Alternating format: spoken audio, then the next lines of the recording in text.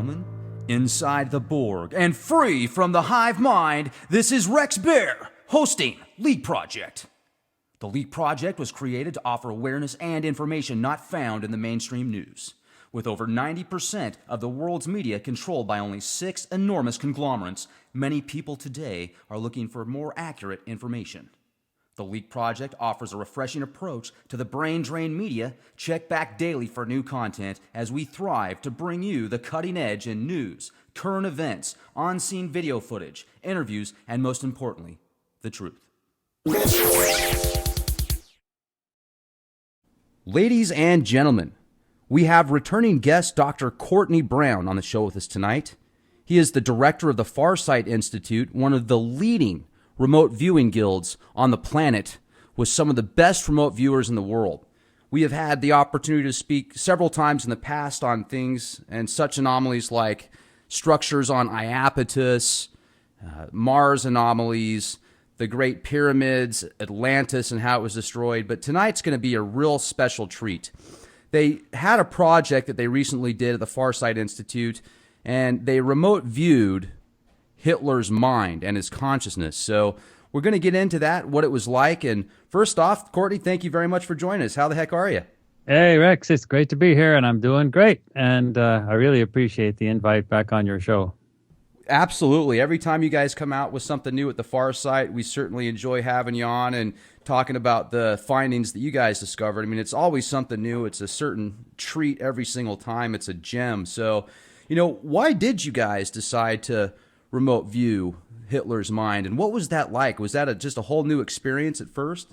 Well, actually, that was why we did it. And in the sense, all remote viewing must be done totally blind. So the remote viewers didn't choose to do it. I was the one who chose to do it because they're just told through a non-leading email that there is a target and that they should remote view it. That's all they're given, nothing else. And so I had been working with these particular remote viewers, Dick Elgire and Daz Smith, for a good number of years. And we had done a whole bunch of projects, as you listed a few of them. And I was wanting to try something different. I knew that we could send the remote viewers out to describe physical things, events, people, places, things like that. And we knew that we could have the remote viewers pick up the general tenor of thoughts, emotions, feelings, things.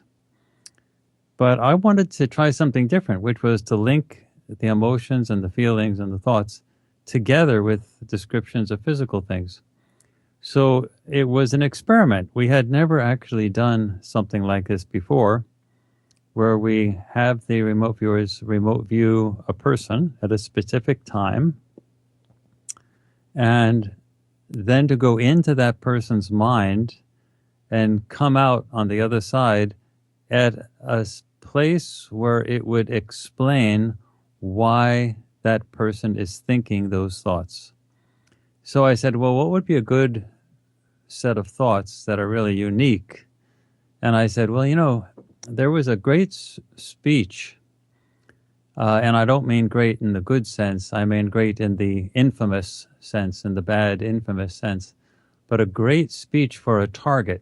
And that was when Adolf Hitler in the Reichstag, that was in front of the men of the Reichstag, he was actually giving the speech in the Kroll Opera House, because in 1933 there was the official Reichstag building was burned, was destroyed, was severely damaged by fire, and under very suspicious circumstances.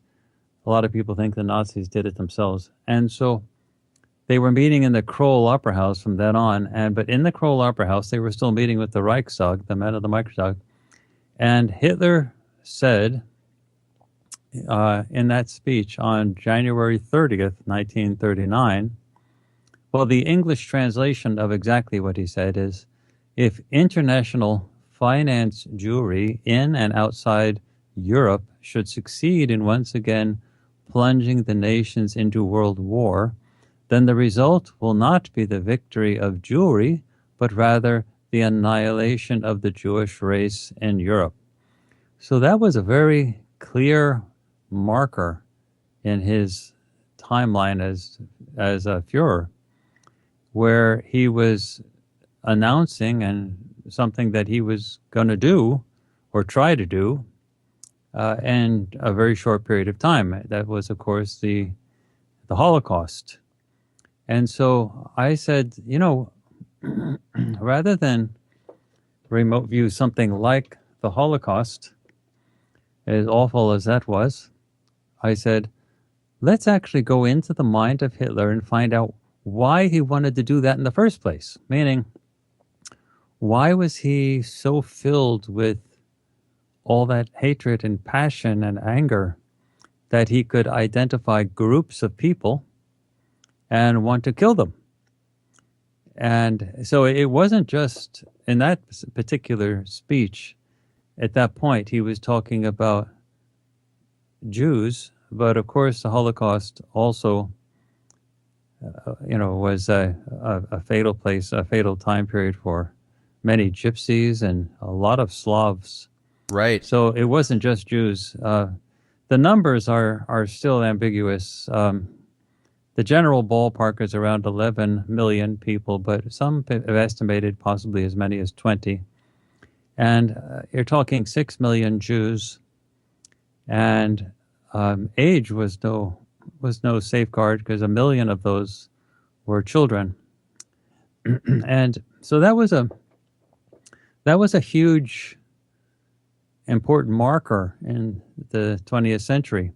So I said, let's go into his mind at that moment when he's making that speech in the German Reichstag, and go back or forward or whatever. Go to the time period that would explain why he is the way he is. Why is he saying that? What caused him to want to be that way? So basically he was going back in time, that we were going to have them go back in time until they find that spot that describes that. Now, there may not be any one particular spot in time in the past, but there's going to be something that the viewer will be attracted to that will answer that question. And so we had two viewers, arguably the two best remote viewers on the planet right now, Dick Allgaier and Daz Smith,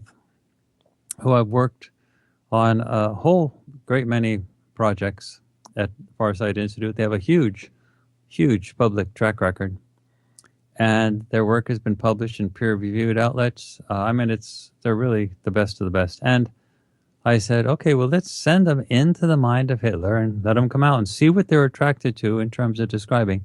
And we got two very good. First of all, they had to get the verifiable stuff. All remote viewing is done totally blind, and these people who are using military-derived methodologies, U.S. military-derived methodologies for remote viewing, they had to get the verifiable stuff first, and they both did that. So they both had to describe the building that it was going on. It was very ornate, the nature of the facade and so on, and the interior. And,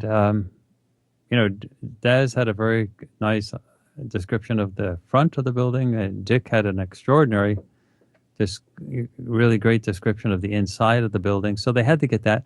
Plus, they also had to see all by themselves Hitler, and they wouldn't normally identify the person, but they had to see that there was a person in such a building with a huge audience, and he was giving a speech. So they had to get that all by themselves. Well, they got that plus everything else. They got the clothing that was being worn, the smell of the building, the smell of the people, the time period. They identified the 1940s. I mean, they got everything really great. So they got all the verifiable stuff. And then because of the design of the target, they knew nothing, of course. They're blind. But the next thing they had to do is to go to the next step of the target, and that was inside the mind of the person giving the speech, who was Adolf Hitler, and come out. And now they came out at two different spots, but both in the past, apparently. And they both explained two different aspects of why Hitler was Hitler, why he was the way he was. And it was absolutely the most, I think, mainstream science has yet to acknowledge the reality of remote viewing. But when that does, I really think this Hitler study is going to be the thing that they are going to notice first. It's really a very deep, very provocative, very profound remote viewing study, and it's really extraordinarily interesting to get that kind. And it's the only method that could be used to get this kind of a psychological profile of somebody like Adolf Hitler, essentially a mass murderer. What would make him have those thoughts? So anyway, so just remember that remote viewing, for those in your audience that are new to it, it's a mental procedure, and it's done in the normal waking state of consciousness. The procedures that were originally developed were developed by the United States military and used for espionage purposes. And my assumption is that the remote viewing program in the military now is much bigger than it was in the past. But, that's the secret. And if that ever comes out, they'll close that project down and immediately start up another one. That's what the military does. They don't want people knowing what they're doing, but occasionally things come out and then they readapt. But anyway, this was an absolutely fascinating project. I think it was one of the most interesting that's ever happened. For those people who want to see it, it's out now as a video on demand on Vimeo. The DVD will be out in about a week through Amazon, but the Vimeo release is out now. And so you can see it instantly, and you just go to the website, farsight.org, Farsight, like seeing far, .org, O-R-G, because we're a nonprofit. And you can't miss it. It's a big, huge graphic right in the top. And, it's really very fascinating. Well, and I watched the previous project you guys had at the Farsight Institute on the JFK assassination. And it was so fun watching Dick do that project, because he's writing stuff down and he's thinking, he's visualizing what he's seeing, and then he looks at the camera and he goes, "Is this the bleeping JFK assassination?" And it was so funny. And but regardless, this current project that you guys did with Hitler's mind, and you guys they tap into his consciousness, and you talk about the different perceptions and sensory perceptions, I should say. What I noticed when Daz remote viewed Hitler, it was he felt really negative energy, and he's like, "Man, I'm not jiving with this guy." Well, actually, Rex, that was a serious problem for this particular project, because I was afraid for a while that Daz was going to quit on me in the middle of it, because he did not like this person. He felt very uncomfortable remote viewing this person. And I was actually worried, seriously, that he might just say, I'm not going to continue because I just don't feel comfortable with this person. But he did continue, and the only thing I said to him was, Daz, just finish it up, just keep going, this will be all right, and just send me the session. And he eventually just did, but I was really concerned, because he did not like going into the mind of Hitler. He was a very difficult person to remote view. Most people, if you remote view them, it's just, you're seeing a person to describe it. I've never seen Daz blink like this. And he's remote viewed a lot of things. He's remote viewed murderers. He's remote viewed missing people cases where people are killed. I mean, he's seen gruesome stuff, but I never saw him flinch like this time. It was an interesting experience. Anyway, when he went back in time, he came up. It's a little bit like using remote viewing the way a psychoanalyst would use psychoanalysis to come up with the origin, to understand the root of why someone's feeling the way they're feeling. And so, if you go into psychoanalysis, eventually the psychiatrist will, or the psychologist will say, don't you see, now we understand it. It's because of X, Y, Z that you're feeling this. Remember that thing that happened to you long ago? That's the cause of this. Well, with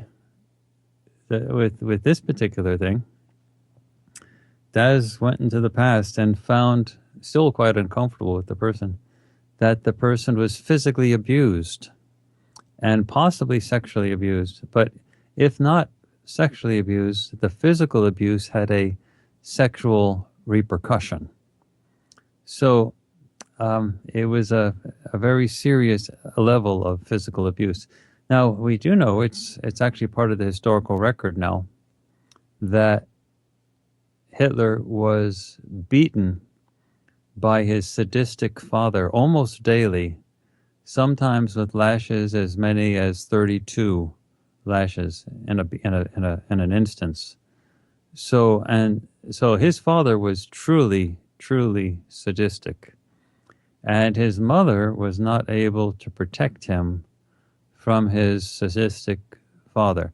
Well, those physical beatings, which weren't just a couple, I mean, they were like a regular, steady stream of vicious beatings that went on for apparently years and years. Those apparently had a huge impact on Hitler's psychology. And then Daz reported that this person developed a mental illness and was schizophrenic. I guess that was part of the reason why Daz was so uncomfortable. He didn't like going into the mind of a schizophrenic person. But he very clearly said this person was schizophrenic, and he had basically multiple personalities, at least two. And he was a absolutely unambiguous mentally ill person. Anyway, so that was. Let me jump in real quick. Yeah, please. Because when you're talking about the, having mental issues, he was also, I remember he said that although he seems like a healthy person, there's underlying health issues. He's hiding something, pain, kept saying. Now, I took that more as maybe physical. I mean, did he? Well, that was during the time when he was Fuhrer that Daz was talking about that. So we're talking about two different time periods. Daz described his physical state. Excuse me. Daz described his physical state while he was in the time period of giving the speech, but then he went back in time and described his emotional state as a consequence of the beatings. So yeah, but when he was Fuhrer, he had an underlying physical illness as well, and that's actually pretty well documented.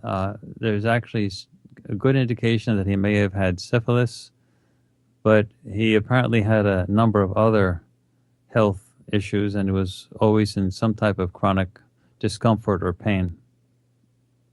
Right. Now, also, when Dick was doing the session, he was talking about he sensed that there was some like sexual frustration or something like that. Do you think that's in regards to him being sexually abused possibly as a child? I don't know. Dick's went into a different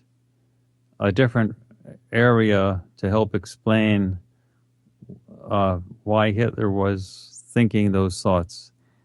And so his sort of element that he targeted made a lot of sense to me, although others may find it more confusing. But to me, it made a lot of sense. And so I sort of look at Daz and Dick as giving two opposite ends of the cause of Hitler's psychosis.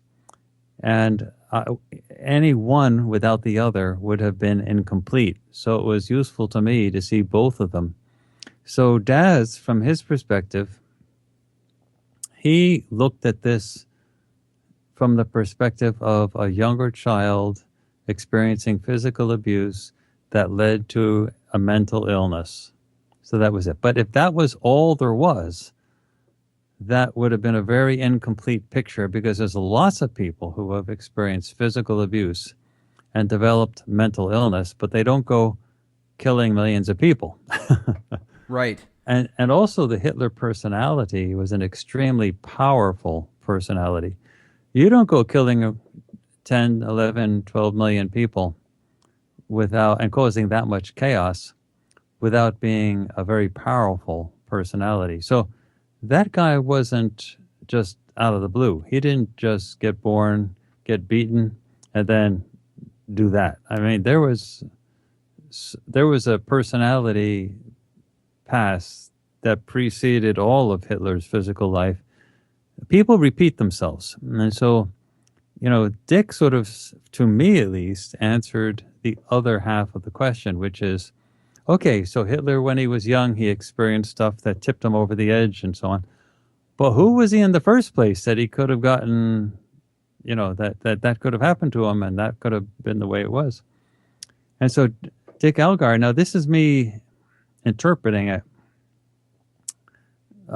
When Dick Algar went into the mind of Adolf Hitler while he was making that speech in front of the German Reichstag, he came out and he was face to face with what he called like a demon, a being that was not human, had very strange, almost ghoulish eyes, and that being saw him. Meaning, normally when you remote view a human, humans cannot tell that you're remote viewing them. We have lots of experience with this. Humans can't tell. They're just genetically not wired up to be able to tell when remote viewing is going on. But this guy that Dick Algar ran into when going into the mind of Hitler and then coming out at a place that would explain why Hitler is the way he is, this guy saw Dick immediately. I mean, it was not like it was just a split second and the guy was staring Dick in the face and snarling at him. And Dick was quite frightened by this. I mean, it was a disconcerting look and a very disconcerting person. And the person wasn't human. He didn't look human and he didn't act human. It was just like right behind it, like right behind Hitler, basically, kind of like a puppeteer? No. Dick goes into the mind of Hitler without knowing it's Hitler. He was right. Yeah. So, and he comes out. So the way the target is structured here, this is the second stage. So the first thing is that the viewers had to go and find Adolf Hitler himself. Okay. Giving the speech. And the second one, this is how it was. It's the viewer will then enter the mind of Adolf Hitler while he is giving the speech identified, previously, and then move to the most significant experience that the personality of Adolf Hitler had in the past that would explain his mental state and ideas that he held when he gave the speech described in stage 1 of the target, which is him giving that speech. The most significant past experience can be in any location and at any time. So Daz found something in Hitler's childhood. Dick found something entirely different. Apparently, who Hitler was before he was Hitler. Apparently. That's how I interpret this, although, that's not... people can interpret... At this point, you've gone beyond the verifiable elements in the target, and this is a little speculative, but as I see it, he found the Hitler being before he was Hitler, and that guy was not human, and he saw Dick immediately and snarled at him. He was a mean guy. And then Dick, so this is not like behind Hitler. This is like somewhere else. The higher self of Hitler, basically. Yeah, essentially that. Or, what Hitler was and who he was and where he was, what he was doing at some significant point in the distant past before he was a human being on Earth. And so the idea that he's not human at this time was because he physically looked different. He didn't look human. Can you describe it a little bit for us? Well, we have a picture that we put in the DVD, but it had this like ghoulish eyes, almost like a gargoyle that they put in front of a church and the old cathedrals to scare off bad spirits. I mean, it's a weird type of face. Anyway, But the most significant thing to recognize that this guy was not human is that he recognized Dick immediately. He like, boom, there he was, and he was snarling at him. And you've said that extraterrestrials that have been remote viewed, they can instantly see that, but humans, many can, not all. The extraterrestrials that used to live on Mars, for example, or in the facility that we found on Iapetus, they could not tell if you're remote viewing them. They were very much like humans. Perhaps they just were humans. I mean, they looked like us, and when you remote viewed them, they couldn't tell. But some extraterrestrials, especially ones that come from other planetary systems, other star systems, they seem to be able to not only tell you're remote viewing them, but they seem to know that you're coming. They're ready for you when you get there. Anyway, this Hitler guy was an immediate. He was snarling at Dick. It's like, imagine yourself walking into a cave, and as soon as you get into a cave, you run into a bear, and the bear is growling. No delay, instant. That's the type of experience it was. And then it's like Dick's higher self said, okay, you've seen enough of this, and he pulled Dick out of that and showed him something else that would explain that. And it morphed into what looks like a skeleton and a casket, and then what looked like a burial grounds of, zillions of people, like a graveyard. And so now the question is then, how do you interpret that? So you can interpret it any which way you want, but I'm the analyst, and I'm assuming that the information that they gave was to satisfy my informational needs as the analyst in a way that I would understand it. So given that, how I interpret this is that Hitler, before he was Hitler, was some very heavy, big dude personality that was involved in mass killings before, meaning this was not the first time he was involved in mass killings. I almost get the sense that he might have been like a Darth Vader type guy in another star system and been responsible for the death of lots of people. Well, so, this is a very interesting thing because it's very clear from my perspective that this was a non-human guy, so that means not in this star system, and B, there was death associated with it. So, I sort of look at this Hitler personality as someone who seeks control. And Hitler, people who seek control and are angry and kill people and things like that, they're fundamentally driven by fear. And their drive by fear is leads them to want to get rid of or control or kill people that threaten that level of control in some way. And so they pick enemies, groups. And one way that this Hitler personality had decided was a good way to control things was to kill those people. And so that's apparently how I interpret this. And also, when Daz was doing the session, at one part, he talked about how he transferred the timeline. He wanted to go basically at a different level, and he noticed it was almost, the energies were different. He said it almost felt gas-like, and everything was connected, but it wasn't. What I sensed out of that was purgatory. Almost like Hitler had died, he was in purgatory. When I say purgatory, I'm just using that as reference. I'm not a religious person, but what's your interpretation on that part?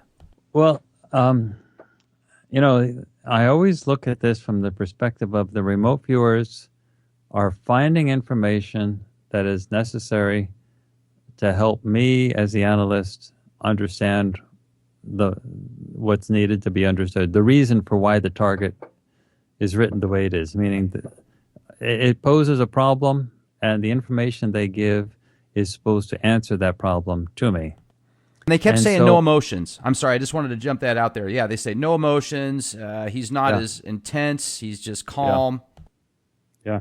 So when I answer this question that you just raised, which is a brilliant question, first thing I say is, well, then if this is designed for me to understand it, then it's my interpretation that's going to make the difference. And so this is how I interpret it. When Daz went into the mind in that instance, he did two things. First, he went forward in time after Hitler's death. And then he went backward in time when he was a child. So I've already talked about the child part, but the forward in time after Hitler's death is a different element. And how I interpret that was that Hitler had an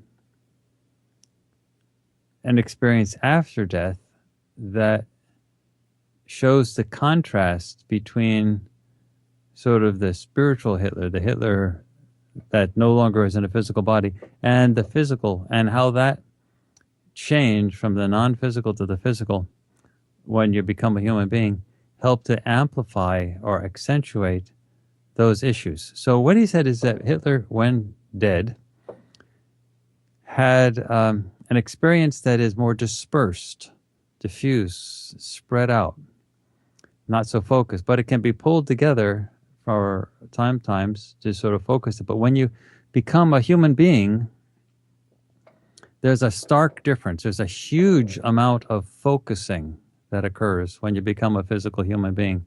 So that Hitler personality, with whatever it was, when all of those emotions, especially the emotions and the type of stuff that that personality had done previously, as Dick Allgaier sort of described it, when you take that personality and put that personality into a physical being, what you get, as Daz described it, it is a concentration of the emotional quality.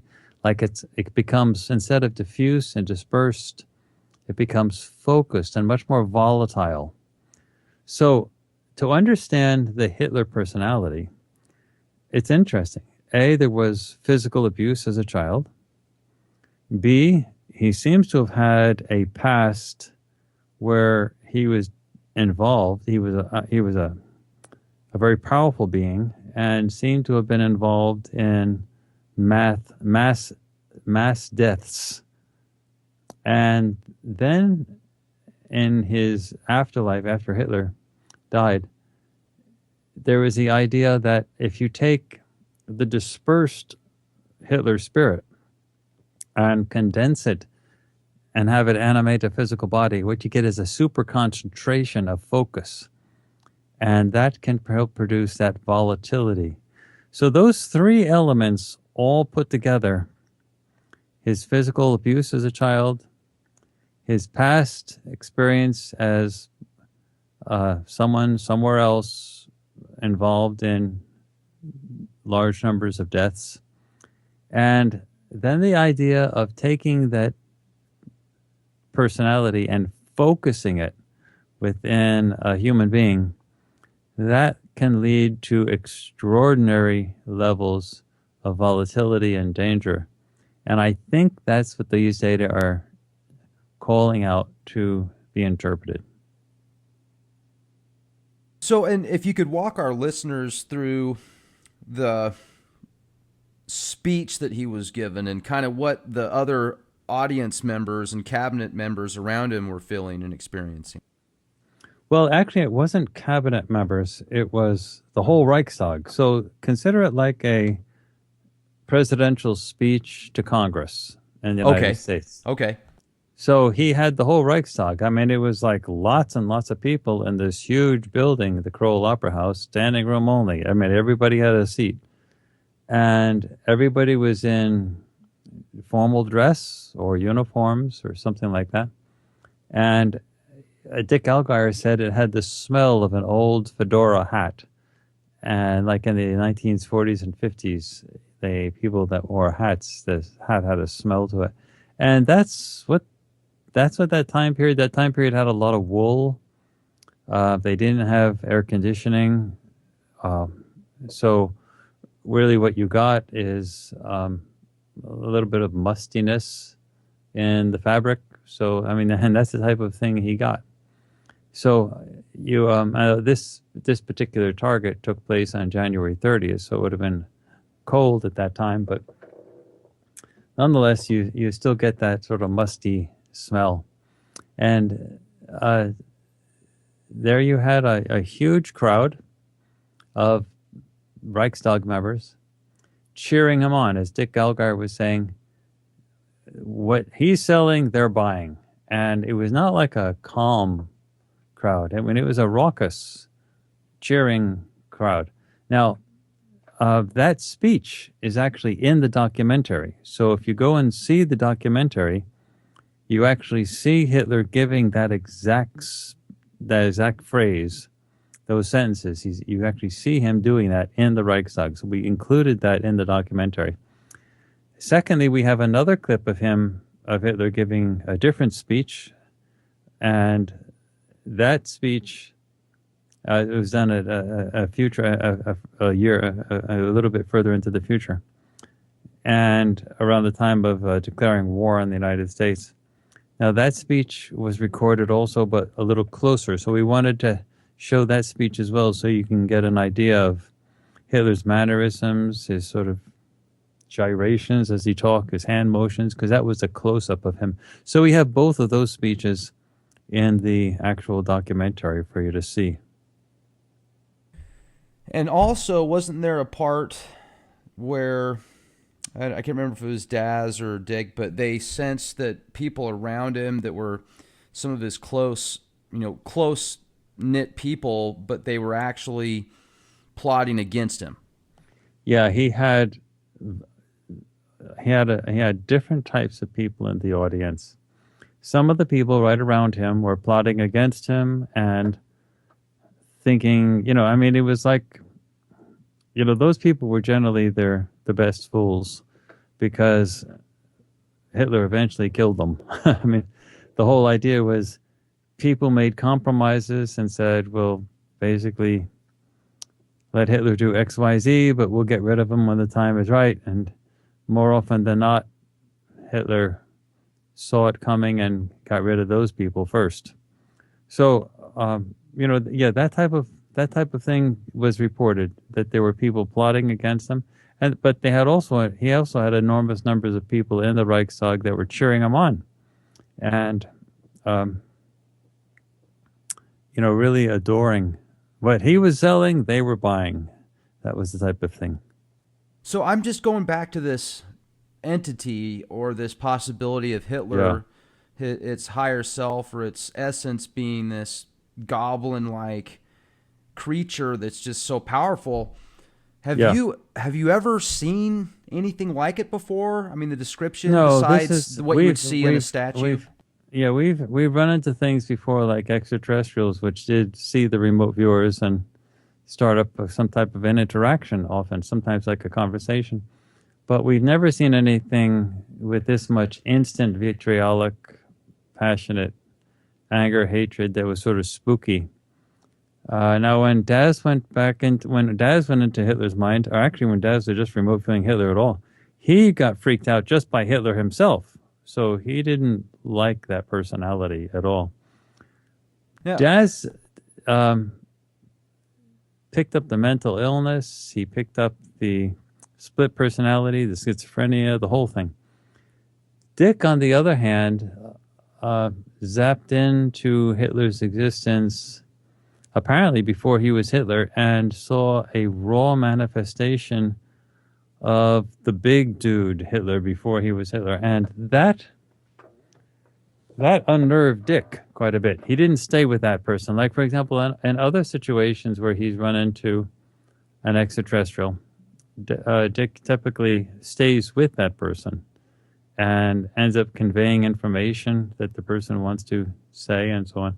So we got that type of a thing in both of our Great Pyramid of Giza project, as well as the Phoenix Lights project. And so Dick is sort of used to encountering beings with these capabilities and just hanging around and describing.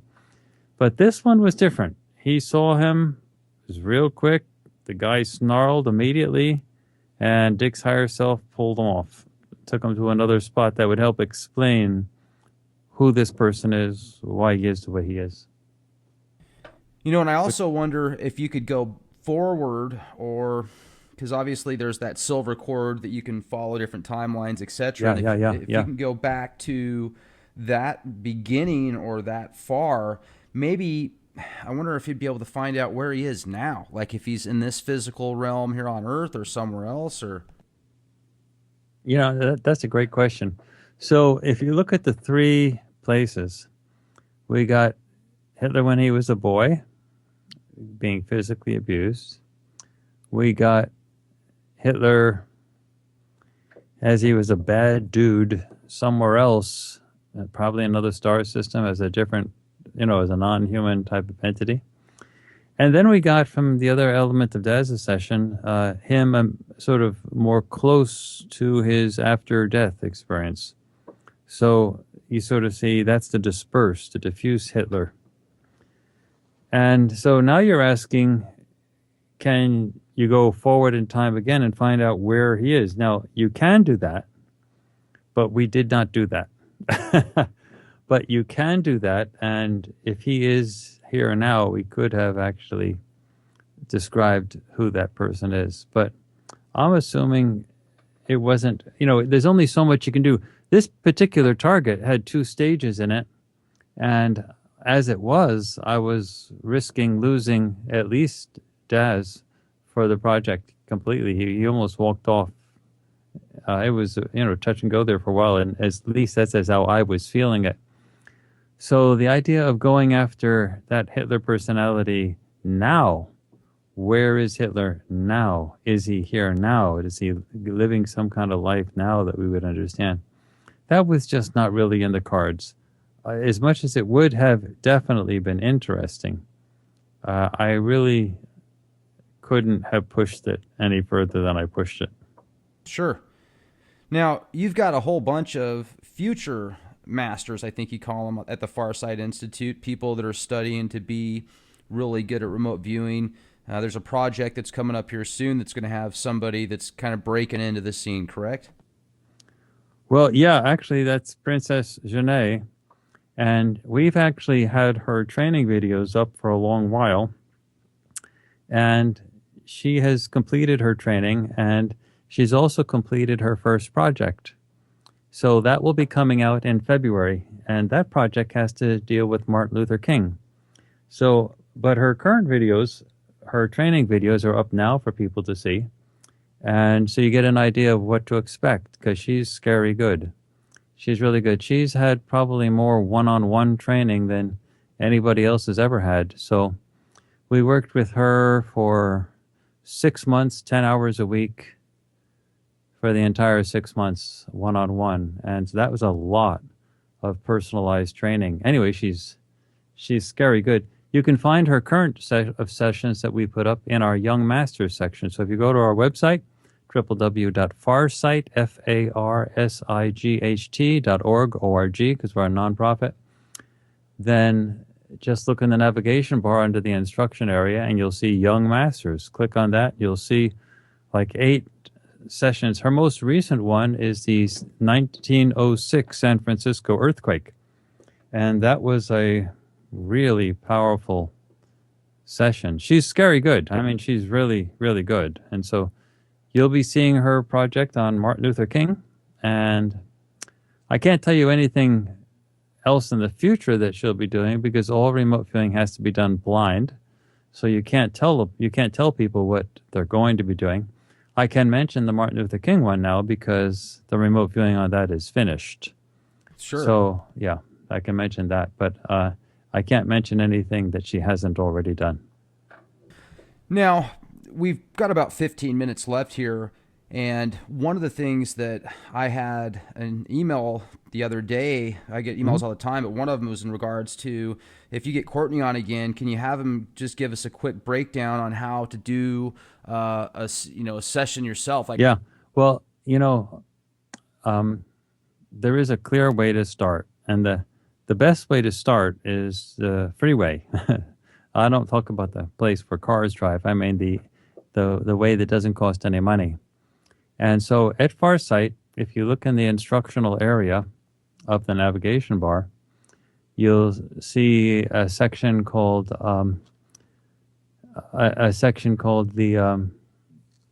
SRV for scientific remote viewing, and it has the word free right next to it.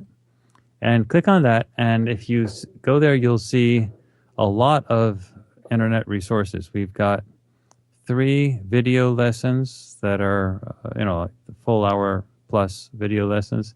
We've got 24 other lessons that are also hosted on YouTube. And those lessons are for basic SRV. The video lessons that I mentioned before, they were for advanced SRV. But the 24 lessons, that's over 18 hours of a YouTube lessons for describing all the procedures, and the lessons actually monitor you while you're doing the lessons themselves. Plus, there's a free printable text, target pools for practice, the works, and the cost is 0. So most everybody starts with that free stuff. To be quite honest, that's where most everybody starts. Now, how do you pick somebody out? That's a very good question. Rex, I'm going to be blunt with you. Remote viewing, if it's going to change the world, is a little like reality TV. You have to make it entertaining. So it's not good enough that it happen, that it just be scientifically verifiable. You've got to make it so that people want to see it. So when I train people now, it's very different than the way training was done in the past. When training was done in the past, and the way basically all training is done currently out there with people who do training for remote viewing, they announce that there will be a course, and then they encourage people to sign up for the course, and they charge money. And you take the course and so on. But we found that is a dead end, because what happens is after people take a week-long course or something like that, their money is a little short, and they have other things they want to do in life, and they wouldn't have spent the money on the first place unless they had a lot of disposable income. And so the last thing they're going to do is be your student for a long time until they get really good. So they had their taste of it. They know what works. And so after you teach a lot of people, and we had like almost 20 years of doing this, you teach people and then they go away. They don't stick with you long enough that you do things. So Daz and Dick are different because they are so personally dedicated to the subject matter that they stuck with it, and the money wasn't an issue for them. So the real question is, how do you get past this problem? So what I started to do is to say, rather than to announce a course and let people sign up, let me pick a person or the people that I think would look great on camera. They have to be vivacious, they have to be young, and they have to look great on camera, and they have to have some skills, modeling skills, performance skills, theater skills, things like that, so that they're great in front of a camera and so on. And if they were trained to be remote viewers, then it would be great. And then among those people that I find, they have to be economically fragile, meaning they can't be so well off that after you finish training them, they're going to go off and go to law school. Meaning a year or two from now, they're going to be doing the same thing they were doing before. So they have to need you. They have to need us so that they want us, so that they'll stay with us. Because if you're going to invest 10 hours a week for 6 months, that's 40 hours a month. That's a lot of time. Sure. For 6 months until they get to be scary good. You want them to stay with you. You want them to, to still want to be there. And so that was the criteria, looking for people who fit that. They had to be reliable. They had to look drop dead gorgeous, either male or female. They had to, It helps also if they were people of color, because the world isn't what it used to be. 20, 30 years ago, the world was really dominated by white people. The audience was white. The advertising was white. Really, the white culture sort of dominated sort of world media. And that just isn't the way it is anymore. And young people really don't care about race. They don't think in terms of white or black or Hispanic or Asian. They just think in terms of youth. They just think in terms of young people. For example, The Daily Show with, it used to be Jon Stewart on Comedy Central. That was a news program that so many young people get their news from. Well, when Jon Stewart retired, they replaced Jon Stewart with Trevor Noah, a black South African. Now, that was very significant because The Daily Show with Comedy Central, they have a lot of money, a lot of marketing expertise, and they said, essentially, look, the world's not white anymore, and it's the young people who are going to inherit the earth. So they brought in someone with color and someone who was young. And, that was how they were looking at and what they got when that happened is they lost a lot of the audience that was older and white, but they picked up a lot of the audience that was young and international. So, that's what they were looking for. That's the demographic that they were going after. So what we're interested in doing at Farsight is changing the planet, making it a better place. And right now, in the remote viewing community, it's heavily, almost, not entirely, but almost exclusively dominated by older white people. And so, they're very wonderful people. They're nice, but they're not models. I mean, they're not physically drop-dead gorgeous, male or female. A younger generation is simply not going to look at them and listen to them. I'm just sorry, it's just not going to happen. So they may be God's gift to mankind with regard to remote viewing, but the young people are going to diss them. So, that's what we did. So instead of charging money to these people that we would find, we paid them. So when people bought DVDs, they were actually financing the next generation of remote viewing because we would pay for these economically fragile, tremendously gorgeous people to be remote viewing until they were scary good.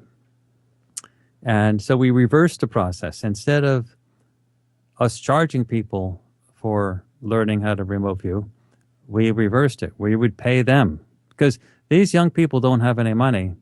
So they're not going to learn if they have to pay for it. They don't even have the time. They're constantly looking for work. So you have to give them money or they're not going to do it. So that was what we did. And that's how Princess Janae, she was one of our first products of that pipeline that we're doing. It's not the only, we're going to see more. But she was one of the first. And it's turned out to be unusually successful, well, in the sense that she's really scary good. Well, and let me jump in here real quick, too, because remote viewing is fascinating. And then if you want to remote view something, but you know what you're looking for, you have an idea, then it's not remote viewing anymore. It's called targeting, correct? No, say that again. That doesn't make sense to me. Oh, okay, I might have worded it very oddly here. So if you remote view something, you're giving a target with a number on it. You don't know what it is. You don't know if actually it's a planet. we don't even do that. We just give them an email saying there's a target. Okay, that's it. Okay, so there's a target. That's it. My point is, you don't know what you're remote viewing. But if you get, hey, I want you to visualize planet X in the sky, then obviously it's not remote viewing anymore because you're telling them what to look for. But that's called targeting, right? If you're trying to visualize something that you know is there, you're basically essentially remote viewing it, but you know what the target is. Rex, no, that's not what it is. That's called delusion. It can't be done. Now, I know there are many people like natural psychics that say that's what they do. It's just crazy. It doesn't happen. Well, Because no, let me explain. If you are told, we're the ones who do the experiments on this. So people can say that they do this, and I've heard this a lot. People, natural psychics, can say that they do this all the time. But the reality is we're the ones that conduct these experiments under totally scientifically clean conditions. If you're told what the target is, then the conscious mind will jump in and create all types of stuff. The conscious mind is enormously creative in inventing stuff. Now, that doesn't mean that sometimes natural psychics do get some interesting stuff. I'm not saying it doesn't happen. I'm just saying it's not reliable. And remote viewing is repeatable, it's reliable, but if it's not done under blind conditions, it's generally speaking garbage. Now, let me give you an example of a situation where my sister, she knew she was pregnant when she was pregnant, just newly pregnant. She had told no one. She had not told the father. She had not told my mother. She had not told anyone. Nobody knew. And she went to see a natural psychic. And she purposely said, if this natural psychic is true, I want my higher self to talk to this person and to him and tell me that I'm pregnant. She walked into the room where this natural psychic was, and the natural psychic, she was going for like a consultation. The natural psychic just looked at her and said, "Oh, you're pregnant." And she said, "Well, how do you know this?" And he said, "Well, your guardian angel is standing right next to you, and he told me." So sometimes it does happen. I'm not saying that the natural psychics aren't doing stuff, but I'm just saying, in general, we've done lots of experiments with this stuff. In general, the rule to follow is, if you're told what the target is in advance, if you know anything about it whatsoever, there's a 99% chance that everything you get is just dreamed up. And I understand that, and that's why I was trying to express it that way. But my point is, if you've got the abilities to clear your mind to the point to where you can basically tap into the Akashic records and see something at a different point in time, and you have no idea what you're looking for, but you've clearly seen that target, then I would think that you have certain sensory perceptions that have been heightened and built up like muscles, like going to the gym every other day. So where you would also think that if you can do that, then maybe you would be able to do it with a conscious thought of what that is. Now, I clearly understand how the conscious mind I understand what you're saying, blocks, and that is true. That is true. Generally speaking, remote viewers are much more intuitive and much more reaching out to what their higher self wants them. Yeah, for picking up stuff like that. So there is some cross feedback along those lines. Yeah. So the only other thing I was going to go with that is, in my opinion, with these abilities to remote view things, it's almost like you can go anywhere at any time in your mind. It's absolutely incredible. It's about as close to a Jedi as you can get. Yeah, actually, that's a good parallel, and I'm not using the analogy loosely. And then, so you would also, you probably got the people that you're inviting in and treating them as such and teaching them these things, they're probably going to have a certain set of morals and code of conduct. Yeah, it's, we're basically going on intuition. We get the feeling that a person is going to be good at this. And then we try it with a few people at a time because, there'll be some loss. There's no guarantee that each person you're going to be working with is going to work out. So you have to do a few at a time. But the basic party line is that these people, these young, economically fragile people, they cannot pay for anything. So if it's going to be done, and if you're going to change the world with it, you've got to pay them. That's the bottom line. Otherwise, you have to deal with older people who have money and who are not going to stay with you. They'll pay for the course, and they'll find it to be interesting. But after the week is over, you generally speaking won't see them again. Sure. Now, what's next for you guys at the Farsight Institute? The very next thing, of course, is Princess Janae's project on Martin Luther King, and that'll come out probably in February.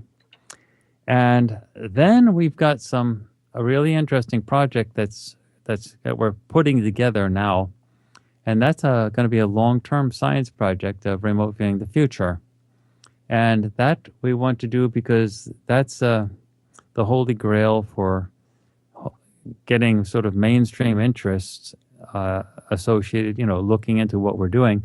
But in a very interesting sense, we conducted a project called the Multiple Universes Project, for a year, 11 months. And we remote viewed with a large team of remote viewers the future 11 times straight, using a very specific experimental design. Normally, remote viewing the future is very dicey and normally is very difficult to do.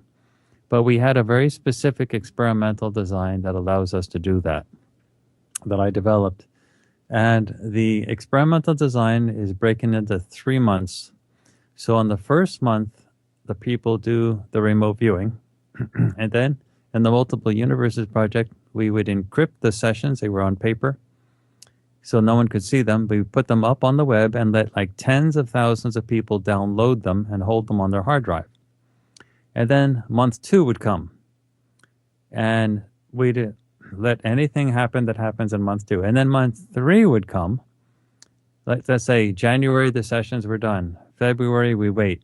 And then in March, some pre-assigned person would pick a target, any target, from anything in the world that happened in February, the middle month.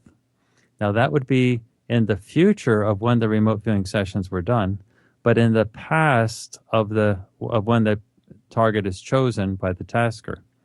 So it's like a sandwich type of experiment, like a experimental setup. And that worked perfectly. There's no problem remote viewing the future under those circumstances.